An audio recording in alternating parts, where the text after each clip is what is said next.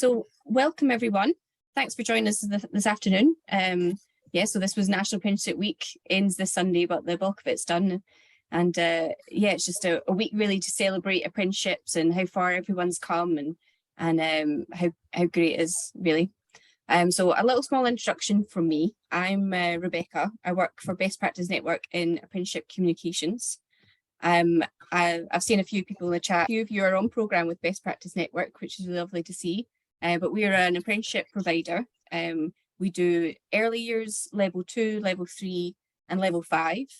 And we have a pathway up to early years initial teacher training. And then we also do apprenticeships in TA and then leadership apprenticeships for schools as well. So today I've asked Thrive to come and join us for this webinar, really to talk about mental health and well-being within early years, but then also sort of just support with apprentice well-being as well. I think it's really important as you're sort of learning and the stresses that you have to do day to day, and how to get on top of that as it trickles down to students and children. And really it's just something that we've got to manage every day, and the best way to do so. So I'm joined today by Simone Pedley and Rose Webb, who are development managers at Thrive. I'll pass them over to you to describe a little bit more about what they do and what we're going to learn today on the webinar. I really hope that you enjoy it and get something out of it. And yeah, thanks so much. And over to you, I think it is Rose. Hi everyone, welcome. My name's Rose Webb and I work predominantly in the southwest of England. I do some regional development work, but I'm also part of our practice and innovation team. So I write content and materials for Thrive, and I'm also a trainer at Thrive. Really looking forward to sharing a bit about early years neurobiological development, some relational practice that we can use with our young children to support their social and emotional development, and just thinking about the role and the importance of things like joy and play for building emotional health. The last part of the session is thinking about our own mental health and well-being, and thinking about strategies that we can use to help us stay steady and well as we move through our year, and also some things that we can do when we're feeling a bit pushed or a bit challenged. And so there'll be an opportunity at that point for you to do some self-reflection and to just create your own well-being plans in that section of the training. Just to say that we're going to be talking about early years development, early years neurobiological development, and also the impact of early experiences. So just to say that, you know, none of us have had perfect social and emotional development, and all of us do the best we can with the tools that we've got at the time. So, you know, this content does talk about development. It does talk about sometimes when things don't go so well, or where there are some difficulties. We won't delve deeply into it, but just as a bit of a health check warning, just to say that, you know, if anything gets stirred up for you, or you've got any feelings, you know, look after yourself in this session, because talking about mental health and well-being sometimes can bring things up for us. So to just really keep yourself safe and steady during this session. So we'll get into the content in a moment. I'm just going to pass over to my colleague Sim to introduce herself. Hi, Sim. Hi, Rose. It's lovely to have you all with us today. Really looking forward to this session.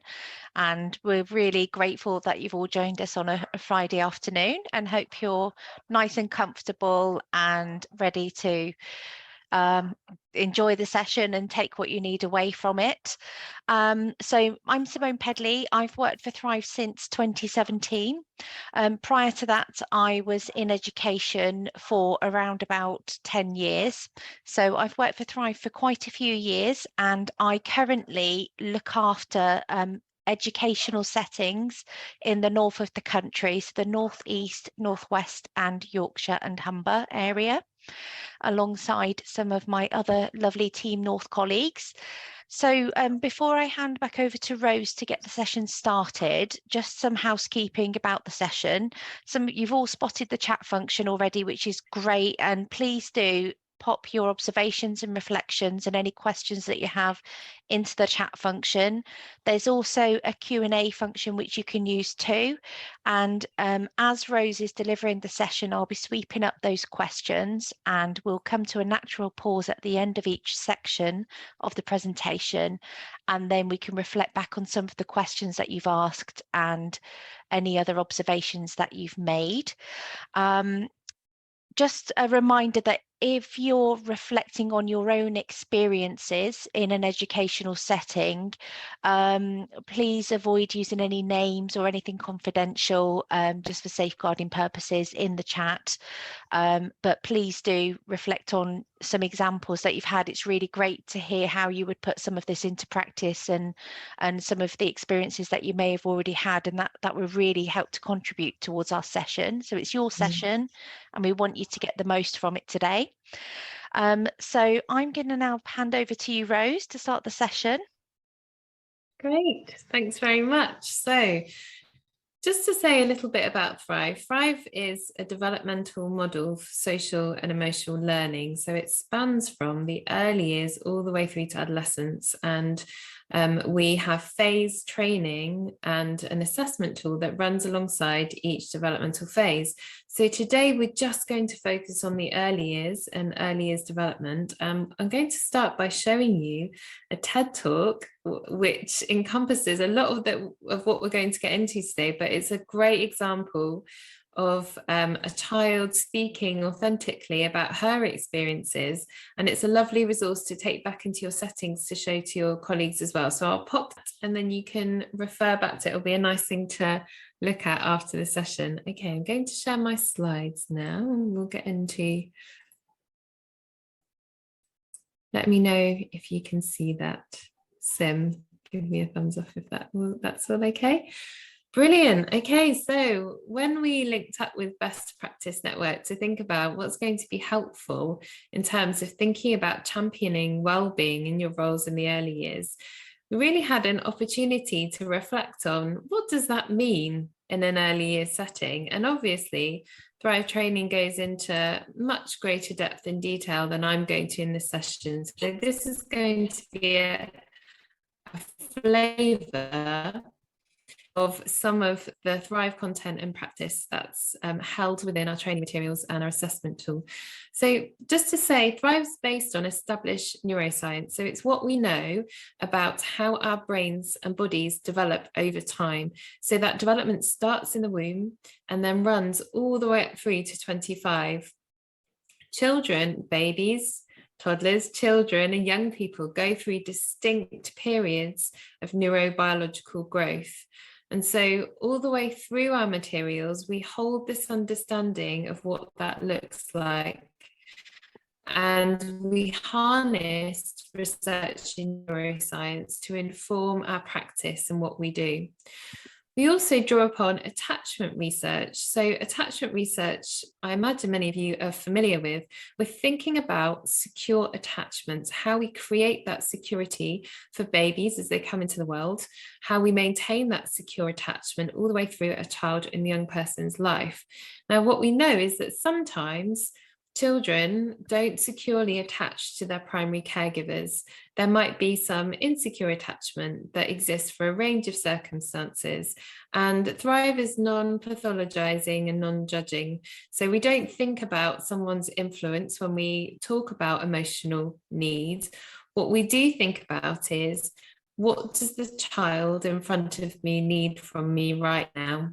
So we understand the impact of things like trauma. We understand that secure attachment helps children feel really steady in themselves, so they're able to go out and explore the world around them and form trusting relationships with others and acquire the learning skills that they need for that successful transition into adulthood.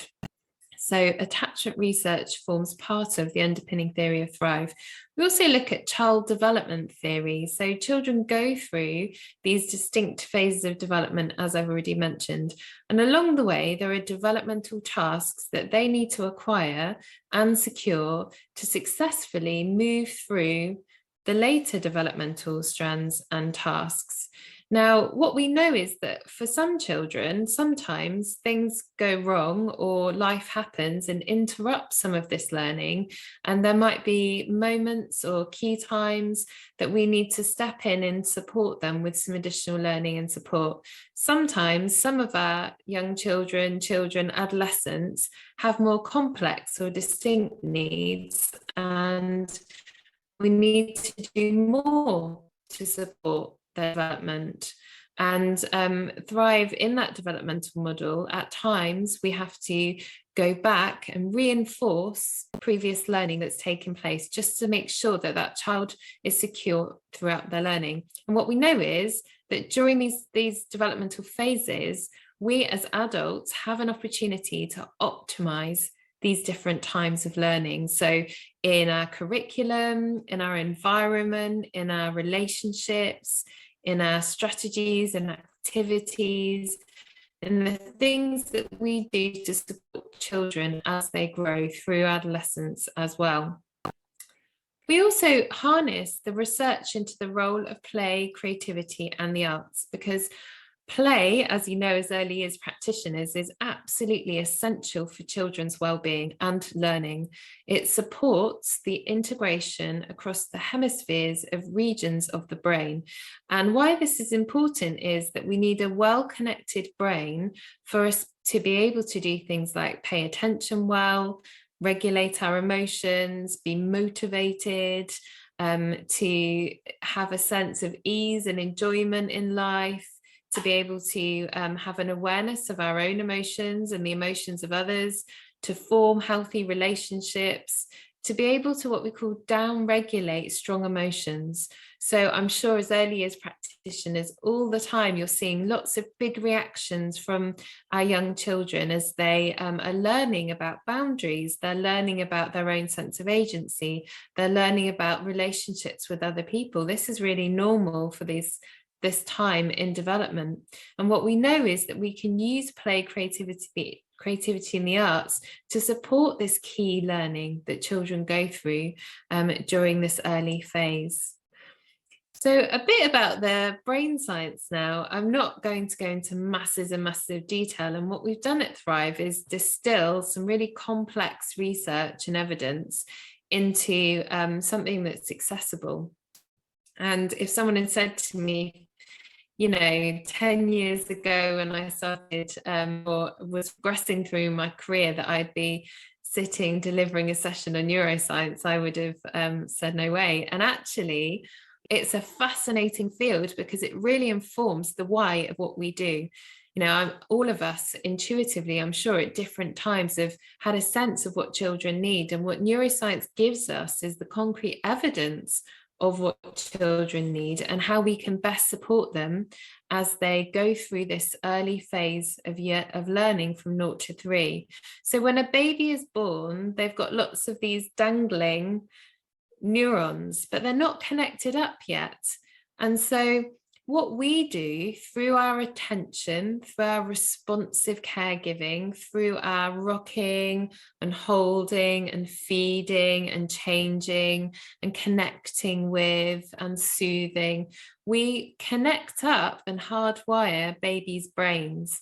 So if I've been soothed and attended to well and cared for and loved, and I felt safe and secure and special in the eyes of my caregivers, then I'm going to have some good early connectivity in my brain. And then as we move into the kind of slightly more toddler moving around phase, children have more of these connections. So there's different regions and hemispheres of our brain. We've got our right hemisphere and our left hemisphere. And then we've got 3 parts to our brain in very simple terms, which we're going to look at in a minute. But the connectivity starts in the right of our brain. And this is all about non-verbal communication. This is about things that happen outside of our conscious awareness. This is about children between the ages of 6 to 18 months exploring the world around them through their senses. So putting things in our mouths, touch and feel and sensation. And when children are secure, in this really early phase of development, when it's very much about the primary caregivers around them, they then feel confident to start to move away and explore the environment and the world around them.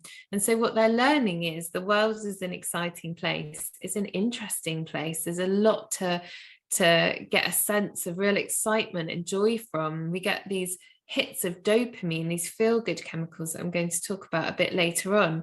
And so in this time of learning and development, children's brains become more connected up. And this is what we want for children, to start to have that really good connectivity between the lower hemisphere of the brain and the right brain. So this is where it's all happening at this developmental phase. And then when we move into up to 3 years, this is where the right brain and left brain connectivity starts to link up more. So this is where we start to get more language.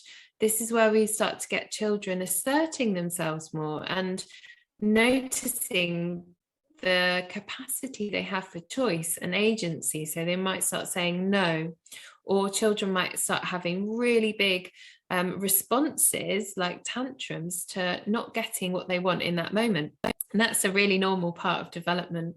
It's a time where children have to learn about cause and effect. It's where they have to learn about consequences. They have to learn that if they want to go outside and jump in puddles, they need wellies on, or otherwise their feet are going to get wet. And if they pull the tail of their cat, it's going to hurt the cat. Or if I really want something and I snatch or I grab or I hit, it hurts someone else. So there's a lot of learning that goes on during this phase, and also problem solving. So how do I get around things? How do I work through things? How do I ask for help when I need it? How do I use adult support? So it's a huge time of neurobiological development. If we think about our babies and we think about our 3-year-olds, what they go through during this time, and what the TED Talk shows us, it's beautifully articulated by this child. She's called Molly, who's 7. What she talks about is the power that we've got during this phase of development as adults to shape the brains of children who are eventually going to become adults. And this time of neurobiological development is the foundation for social and emotional development. Now, what we know is that we go through processes that you can see this word synaptic pruning. We go through processes of synaptic pruning throughout our life, which means that neuronal pathways that were well established get pruned away to make space for new learning. So, an older child doesn't need that suckle reflex as that they needed as a baby to feed. So that synaptic pruning happens, and new neuronal pathways that are appropriate to, say, starting school or more complex social relationships gets laid down. And our brains have neuroplasticity, which means we can learn new things. So what I'm saying is it's a hopeful picture, isn't it? All throughout our lives, we have the capacity to lay down new neuronal pathways. Now, as adults, that's harder because our pathways are really well worn in. So it'll take more for us to reprogram those pathways or to make new pathways in our brains than it does when a child is, say, 2. Because actually, if something's not gone quite as well as it could have earlier in early years development, we have an opportunity within the 0 to 3 years category to build in those missed learning opportunities. And we can do that really effectively in our early years settings. But throughout childhood, key stage 1 in school, key stage 2, all the way through adolescence, we have opportunities to do this. And this is why I love what we do at Thrive, is that it's very hopeful. It's never too late. We've always got an opportunity to step in and support our young children and adolescents to be emotionally healthy and mentally well. So just to move on to what this looks like in terms of those regions of our brain. So I was talking there about right and left hemispheres, and now this is about our regions of our brain. And as I talked about before, Thrive is a developmental model, and being, doing, thinking are our first 3 strands of neurobiological development, social and emotional development. And each of these strands has specific developmental tasks attached to them that are informed by the 4 different areas that I talked about at the beginning of the presentation. So that's our evidence base. So here we've got the brainstem, and this is the first bit of our brain to come online, and this is 0 to 6 months. In fact, it's the last trimester of pregnancy. So this part of our brain is the instinctual brain, and it's all about physiological regulation. So it's about regulating our breathing and our heart rate, and it's about us crying because we're hungry and being attended to. So babies, through that attention and caregiving, learn that they're safe in the world. They know that they're going to be looked after and cared for. And then 6 to 18 months is this middle part of our brain, the limbic system. So this is the relational, emotional brain that I was talking about, where toddlers go out into the world, they have an experience, they turn back to their caregivers to get that signal that they're safe. They'll reach out if they get startled by something. They'll have someone with them, hopefully, that's saying, oh, don't touch that, that's not safe, or gentle hands, or come and play with me here. Or so that's very much a time where toddlers need us keeping them safe and holding those boundaries of safety. But within that, they learn reward from new experiences, trying new things. And then we've got that cortex part of our brain, and this is 18 months to 3 years. And this is about thinking and consequence and language and mentalization, which is my own emotions and the emotions of another. So this is a prime opportunity for children to develop a skill like empathy, for example, that insight into emotional states of self and other, which is really important. We want our children to have skills in empathy because that's really important for relationships, that they're able to do that.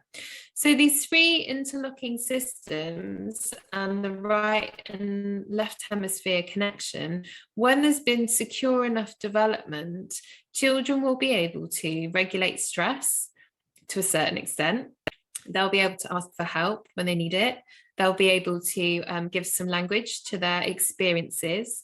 They'll be able to go into a reception class and line up and sit on the carpet for story time, and not use aggression as their way of getting what they need and want. So this phase of development is incredibly important for children to be ready for learning. So when we think about ready for learning, as our children transition from early year settings into schools, these key skills are crucial and vital. So it's a real opportunity to work within these strands of development to help all children be as ready as they can be for that next transition in their lives. Okay, so I'm just going to just for a second stop sharing and just wondering if there's any questions from that first little bit on neurobiological development. And I'm also going to put that video, the TED Talk, into the chat there as well, so you can pull that up and have a look at that another time and refer back to it with your colleagues. Is there anything anyone wants to ask at this point? I'm going to take this as an opportunity. Can't see any questions. Well, we're pausing. I just wanted to reflect on 200 billion pathways. Isn't that incredible? The opportunity that we have there to connect those. Okay, well, I'm going to carry on then, if there aren't any. Absolutely, Sim. It's such an opportunity. It's that brain architecture. It's really very exciting. I wish I'd known this actually when I became a parent, and it's fascinating now. My brother's just had a baby, and spending time with a newborn baby now and knowing the science of parenting in that phase of development I find it fascinating anyway.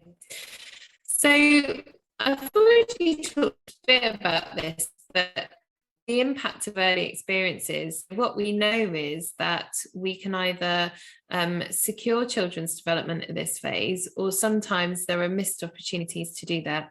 And what we know is that lots and lots of things can interrupt this phase of development. And as I said before, Thrive is non-pathologizing, and we don't judge parents. We work really closely with parents and carers and families. It's very much about what do children need from us now.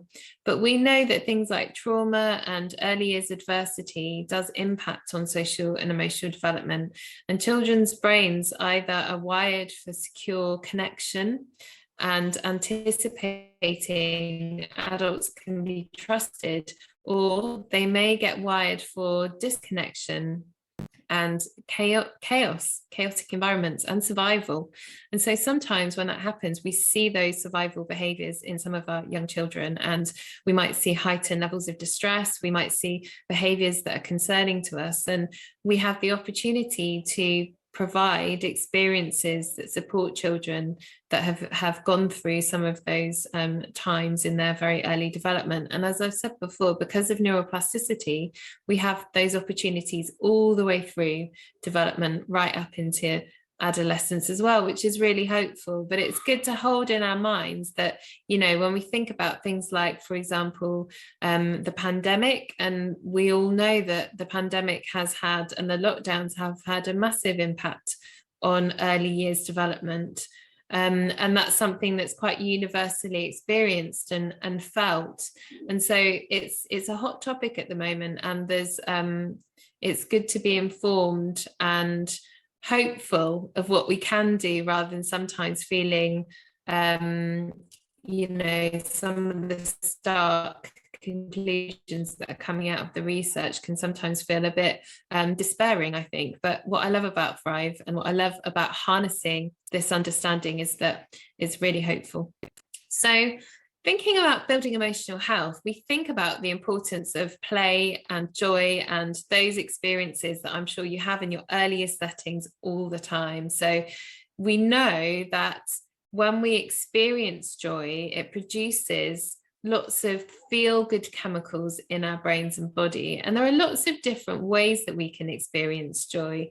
So joy can be from quite physical and active play, and that releases one set of chemicals in our brain and body. There's this wonderful thing called BDNF, which is like a brain fertilizer, and, you know, rough and tumble play. I had twin boys, and I did not know how much of my parenting would involve rough and tumble. And through my own kind of experiences as a parent, I recognized that when, you know, my children were becoming a bit dysregulated or fizzy in their bodies, or a little bit manic or wired, that rough and tumble was such a healthy way of releasing that stress, releasing the kind of chemicals that are released like cortisol and adrenaline when children might feel stressed. And so that active play and physical play is so important for children. There's also experiences, joyful experiences that come from connecting with others, or being part of a community, being part of a family, being part of a group. And your settings are part of those children's extended community. So they're coming into your settings and they have that sense of belonging and attachments to the adults within that setting as well. There's also joy we can experience as we grow older, of that kind of awe and wonder, and when children start to become aware more of things in nature, and you know, that those experiences in the natural world can be really important for that sense of joy. You know, getting out into green spaces whenever possible, or gardens, or any kind of green space can be a joyful experience. And also quiet times that we provide for children, quiet times to be and reflect and have that sense of play and things that we might do more individually or on our own.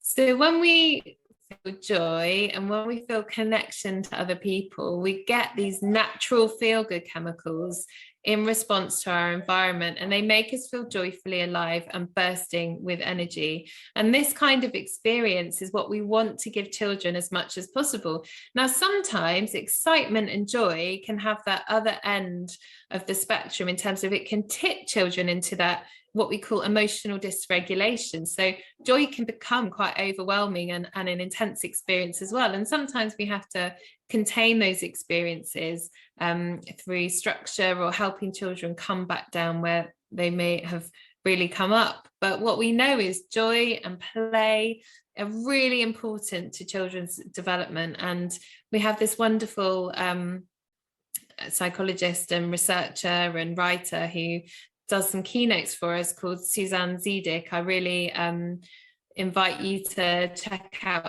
her work and follow her on Twitter. And she says some really powerful things about development and the opportunity we have with children. And she's sort of campaigns at that policy level to try and get movement in terms of what we provide for in the early years. And she talks about, the antidote to the stress and the strain and the difficulties that exist in our world, partly because of the hangover of COVID and the lockdowns, and currently the cost of living crisis. The anxiety in families in terms of financial stability, thinking about some of the stresses and strains and pressures on families. The antidote to this is connection and joy. So the more joy, the more play, the more experiences that we can provide for our children in our early year settings, the better chance that they have for that secure and healthy development that we're talking about.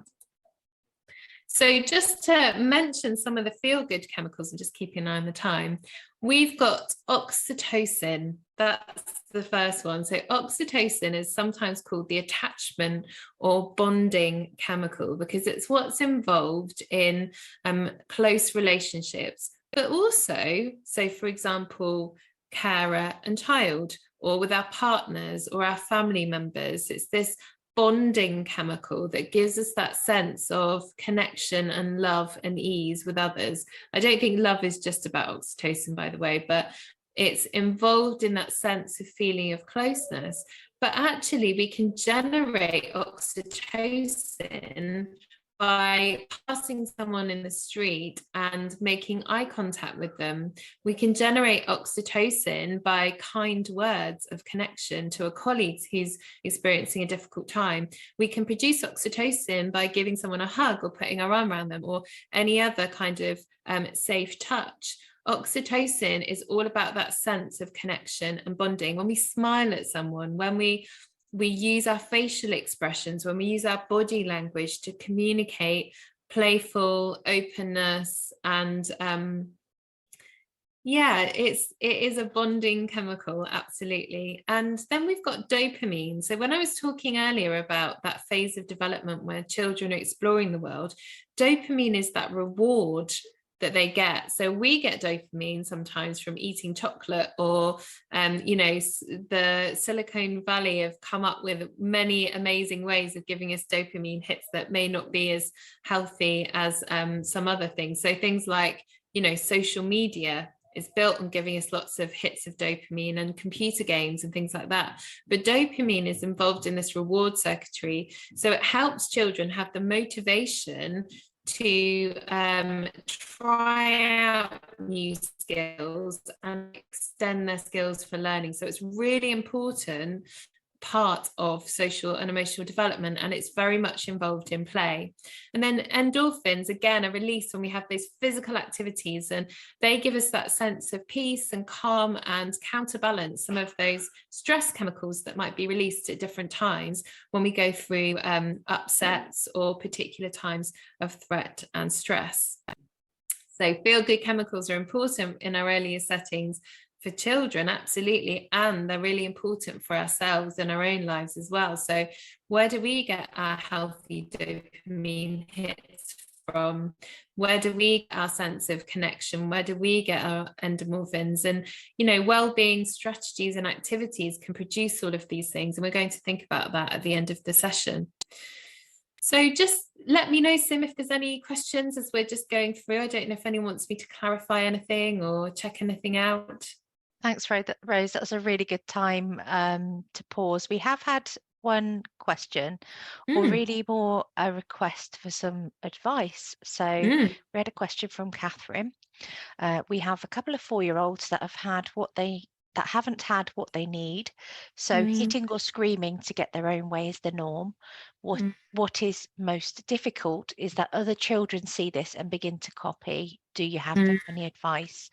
What I will say is Hannah Brown has mentioned that they have some children that are having a similar experience that have additional learning needs. So they're learning more about how they can meet those needs. But what's your take on that, Rose? I think it's a really important point, and I think that the heightened distress of, so our brains are social organs, just to say that. So if one child is distressed, quite often that can dysregulate and distress the other children around them. Rather than maybe them observing those behaviors and copying them, it might heighten their own sense of threat and danger and stress in their own bodies. So I think it's very much about supporting the needs of the children that are exhibiting those behaviors and understanding what those behaviors are communicating and how we can meet those needs. So that's what we do at Thrive, and there'll be a link later in the session if you want to talk to us more about that specifically. But a really great book to read, which relates to a lot of the things that I've talked about, is there's 2 books by Daniel Siegel. One's called The Whole Brain Child, and it's actually a resource that's fantastic to read and really helpful for children that are a little bit older than 0 to 3. But it's a good book to read. And there's another really great book by Daniel Siegel and Tina Bryan called The Power of Showing Up. And that's a fabulous resource as well. If you want to go away and have a read of those 2 materials, that's what I'd recommend. But I think for children that are in heightened states of distress, is thinking about regulating activities that support them. So that'll be individual to the child, and we don't have the space right now to get into that. But like I said, if you'd like some more information, please come back to us. And we do have a Facebook page that's open to anyone, and there's lots of great wellbeing activities on there for children of different ages. Thanks, Sim. So just a bit about the kind of relational stance that we use in Thrive. This is PACE, and it's the model from Dan Hughes. It doesn't belong to us. We have the permission to use this in our materials, and you can find out more about this. It's a widely used and applied piece of relational practice. So PACE is a model to inform us how to be all the time with children, with young children, with our colleagues, with our families, with our friends, and it's a model for relational practice at all times. So the first bit of PACE is playful. So it's about being available, flexible, energized, imaginative, and connected. So what we mean by that is being in the moment with children, being in that flow state when we get down on the floor and we play an open-ended game with them.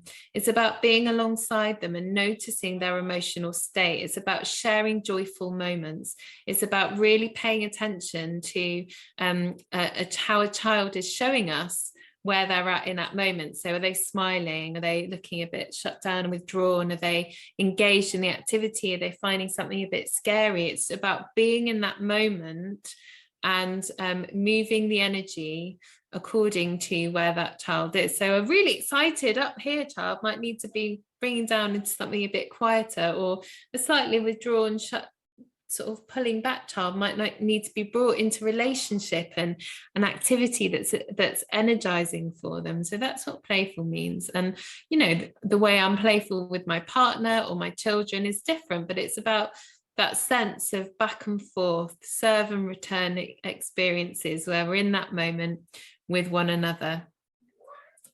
So accepting is that we accept at all times children's feelings and emotions. That doesn't mean that we accept and validate all behaviours. Well, not all behaviours are okay, absolutely not. And as in Thrive and adults, it's really important we hold safe boundaries. But it is accepting and validating a child's response to something. So you're really disappointed, you really wanted another biscuit, we can't have another biscuit, and I know you're really sad about it, and sometimes it's not using very many words, it's saying you're sad, I can see you're sad, and leaning in with our empathy and our compassion. And it really helps a child to feel connected, because I'm not saying it's okay for you to hit your brother, but what I am saying is it's okay to be angry. It's okay to be angry. That's a normal human emotion. And there's lots of ways that we can work through these things with children, and stories are a fantastic resource, books and ways to help children process and understand their emotions. We're curious about what behavior is communicating. We're curious about why children might be showing us things through their behavior. We're curious about why a child might be shut down or withdrawn. We're curious about what's going on for that child and their experience, and we're leaning in with our curiosity. We're seeking to understand, and we're adapting accordingly. And we're also empathic, so we're being alongside the child without judgment.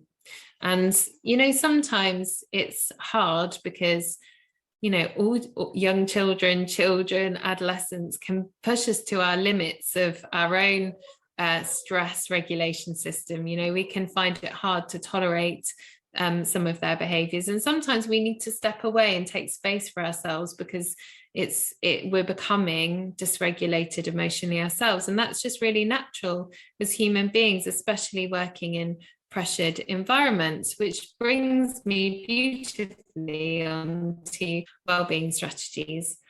So what I'm inviting you to do now is just to spend a few minutes at the end of this session thinking about your own wellbeing. What we know is, as professionals working in educational settings, doing lots of caregiving over time, it's really important that we take care of our own needs. And sometimes this is hard when we're very busy and we've got lots of things that we're juggling in our lives, but it's really important that we have proactive ways to take care of ourselves. So thinking about our physical needs, thinking about our emotional needs, thinking about our own mental well-being. These things need to, as much as possible, be in balance. And it's not always possible, because sometimes something gets off balance because we're experiencing challenge. But having proactive weekly strategies and activities to use can really help us to make sure we've got a full emotional cup, so that we're able to be emotionally present and available for the people in our lives that we care about, and for the children in our care, in our settings. So I want you for a minute just to think about, what are your wellbeing needs over the week? Now, this is going to be different for everyone. For me, I really love yoga. That's a really great way for me to help myself stay well regulated over the week. For my friends, they can't stand yoga, and for them it's going for a run. And it's individual to you. So just for the next 3 minutes, I'd just like you to think about some things that you could implement and put in place over your week to help yourself. So, for example, there's some ideas on here: range of healthy snacks and quick meals that are pre-prepared rather than grabbing sandwiches and things on the go. Weekly exercise or time in nature. Might be some mindfulness or yoga. Mindfulness doesn't mean meditation necessarily, by the way. It could be that you go for a mindful walk, or that you do some simple breathing activities, or that you do some sort of baking or craft, and you're very much in the moment and feeling the dough. Or mindfulness can be lots of different things. So there's some great apps out there. There's the Calm app and Headspace app that are really useful for these things. Making sure you've got regular sleep patterns, that's really important. So going to sleep at a similar time every day and waking up at a similar time every day. Our bodies and our biorhythms love consistency and predictability, and sometimes that's not always possible, but as much as possible, regular sleep patterns. And also ways to socially connect. So it might be an exercise class, or it might be meeting up with friends, or it might be joining a club or a team, whatever works for you. So just think of some of these ways that you can support yourself over your week. So just 2 or 3 minutes.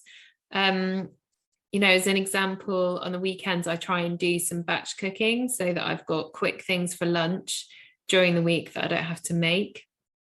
And I also put some things in the freezer. So when I don't feel like cooking, I can get something out and just whack it in the oven. I do yoga over my week, but I also try and have a short time in nature every day, doing some mindful breathing or just noticing what's around me. I try and go to sleep and wake up at the same time every day, and put my phone away an hour before I want to go to sleep. And at the weekends or during the week, I try and catch up with at least one of my friends as well. So just for the next couple of minutes, jotting down some ideas of things that you could do to support your well-being proactively over your week. Sim, what are some things that you do in your week to support your own well-being, if you don't mind sharing? Oh, of course, I don't mind sharing. So as you know, Rose, I've got a crazy Jack Russell, and she's absolutely gorgeous. And what I love about having a dog is you have to go outside for a walk at least once a day, regardless of the weather. And sometimes I don't always feel like doing it, but I know that I need to do that to feel well and regulated and to stay calm and in a really good place. And so that's definitely something that I love to do. I love to go and have a walk with my dog and my family. I love catching up with friends and having a good giggle and a cuddle with my dog or my children or my husband. I love a cuddle. And yeah, I think those are the things for me. We're getting some really lovely feedback in the group, so I'm just going to read through some of the things that you all love to do to support your own well-being. So Polly says she loves to catch up with family, out walking with the dogs, daughter's football, lovely. Thomas likes to go on long walks on the beach. Absolutely with you, Thomas. Down here in Devon, we have some lovely beaches, and there's something about being in nature that really helps to calm and steady yourself, isn't there, Rose? Absolutely, yes. Emily too loves going for a walk. And Rebecca, I love reading and charity shop shopping. Yes, absolutely. You can't beat a bargain. Abby loves going to the beach for a long walk, but the most cleansing being out in the rain. That's really lovely to hear, Abby. There's a special name for that smell, isn't there? That happens when it's been dry for a long time and then it rains, and there's something about that smell, that that scent in the air. So I completely get that. So Laura likes to read and go for a walk. And Cornelia, reading, a soak in the bath, and getting out and being surrounded by trees. Yeah, and there's trees have their own biochemical makeup that they release. So different trees release different chemicals, and we receive them in our bodies. So people go and do things like forest bathing, but just going for a walk in a woodland, we receive biochemicals into our own system through the trees, which I just think is absolutely fascinating. And nature has, watching leaves, watching nature, looking at sunsets, it all has a positive effect on our brains and those feel-good chemicals that we were talking about. Rebecca. Hi, yes. I was just going to share something really quickly as well. Lovely. I love all these suggestions. And something I've found myself, obviously, we can't all go for long beach walks every day unless we live next to the beach. Hopefully it's like some of us do, and there is sometimes that if you're in like a really deep way that you don't feel that there's it, and like going for a walk isn't going to do anything. I recently did something that was really helpful. It was like journaling, but just kind of like really writing down every day what I was grateful for. And the first couple of days I did like 2 or 3, and it was really just like waking up on time, or having a nice dinner, and I found it really quite difficult to think, what am I grateful for?